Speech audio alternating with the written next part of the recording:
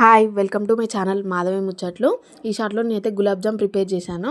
మన subscriber and మా కోడలు గులాబ్ జామ్ రెసిపీ చేయత్తమ్మా అని కమెంట్ చేసింది.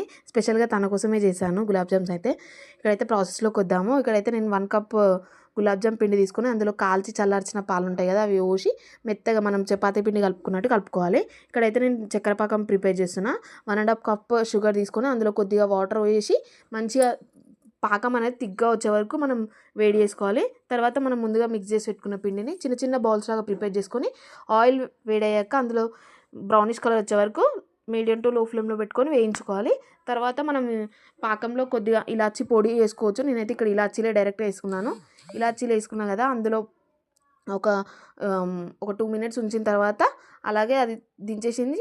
కొంచెం మనకి మరీ వేడిగా ఉన్నా కాకుండా మరీ చల్లగా కాకుండా కొంచెం మీడియంగా ఉన్నప్పుడు మనం బౌల్స్ వేసి పెట్టుకున్నాం కదా, ఆ బౌల్స్ని అందులో వేసేసి 10 మినిట్స్ ఉంచేసుకుంటే మనకైతే గులాబ్ జాములు అయితే రెడీ అవుతాయి. చాలా అంటే చాలా బాగున్నాయి. టేస్ట్ అయితే మరీ షుగర్ అనేది ఎక్కువ లేదు తక్కువ లేదు. ఒక్కసారి ట్రై చేయండి. నాకైతే చాలా బాగా వచ్చినాయి. ఇంకా ఎలాంటి వీడియోస్ కావాలో, కుకింగ్ వీడియోస్ కావాలో కమెంట్ చేయండి. కంపల్సరీగా నేనైతే ట్రై చేస్తాను. బాయ్.